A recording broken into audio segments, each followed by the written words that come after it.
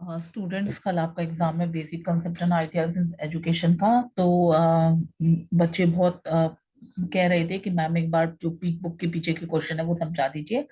And मैं भी आपसे कहूंगी बुक के पीछे के क्वेश्चन जरूर करके जाइए।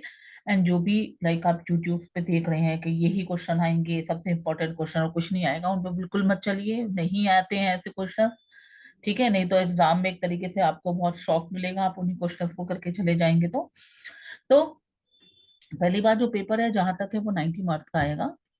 एंड 4 या 5 क्वेश्चन इस तरीके से आपको करने होते हैं, चॉइस मिलती है। तो अभी लेसन 1 के जो बुक के पीछे क्वेश्चन है वो है, इनमें देखो पूरा लेसन 1 समझो कंप्लीट हो जाता है।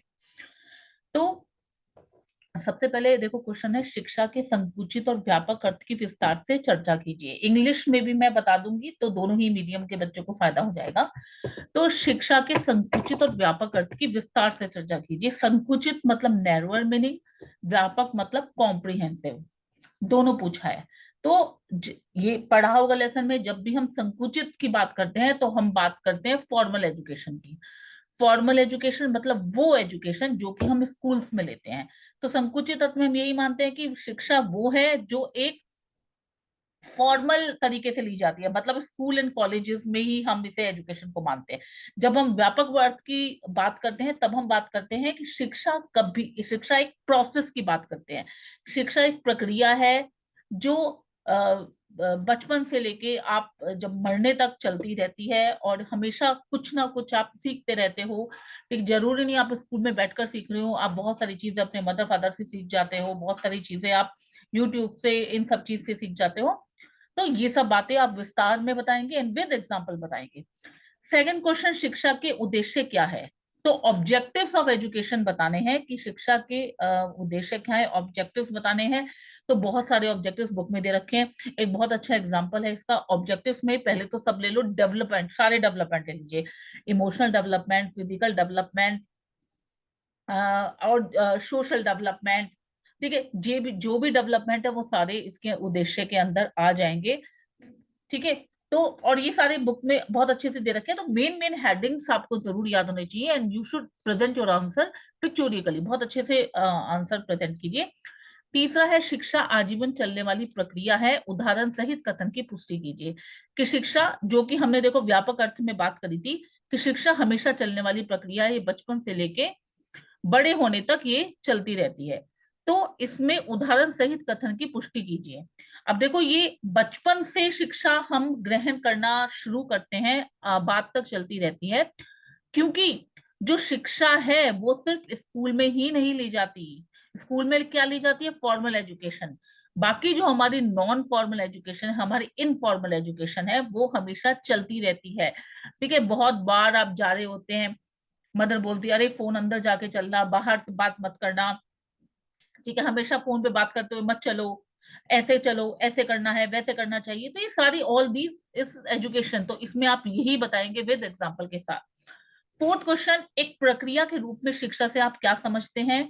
यह एक उत्पाद के रूप में शिक्षा से किस प्रकार भिन्न है?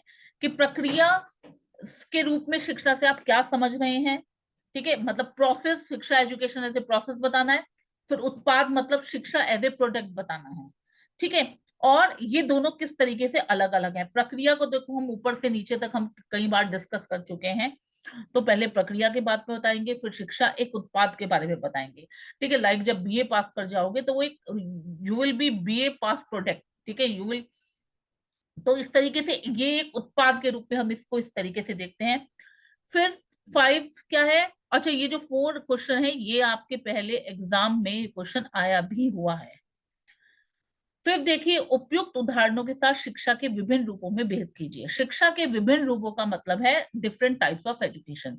तो there are 3 types of education. Formal education, जिसे हम औपचारिक शिक्षा कहते हैं, नॉन फॉर्मल एजुकेशन और इनफॉर्मल एजुकेशन। ठीक है, तो 3 तरह की एजुकेशन है। फॉर्मल जो हम स्कूल्स में एजुकेशन लेते हैं, ठीक है, और नॉन फॉर्मल जिसमें कोई भी पर्टिकुलर कोई इस तरह का करिकुलम नहीं होता, है ना, आप कहीं पर भी ले सकते हैं। तो ये 3 तरह की, और इनफॉर्मल, तो 3 तरह की एजुकेशन है जिनको आपने विस्तार से बताना है। तो देखिए इसी चैप्टर में इसके अलावा और सिर्फ एक इंटरडिसिप्लिनरी नाम का टॉपिक है इसके अलावा। हाँ, इंटरडिसिप्लिनरी भी आपका एक बार एग्जाम में आ चुका है, तो आप इस वाले टॉपिक को भी पढ़ लीजिए। तो ये यदि आपने 4-5 क्वेश्चन कर लिए, और 4-5 में भी देखो शिक्षा एज ए प्रोसेस हर एक में रिपीट हो रहा है, ठीक है, तो ये पूरा लेसन आपका कंप्लीट हो जाएगा। तो शिक्षा तो एज ए प्रोसेस आपने बहुत अच्छी तरीके से करना है। देन जो आपका सिर्फ इस क्वेश्चन में एक क्वेश्चन नहीं है, इंटरडिसिप्लिनरी मतलब शिक्षा का जो अंत विषय ही नेचर है उसके बारे में, तो वो आप और कर लीजिएगा, एंड ये आपका लेसन 1 कंप्लीट होता है। और कोई भी क्वेरी हो इससे रिलेटेड तो आप उसके अंदर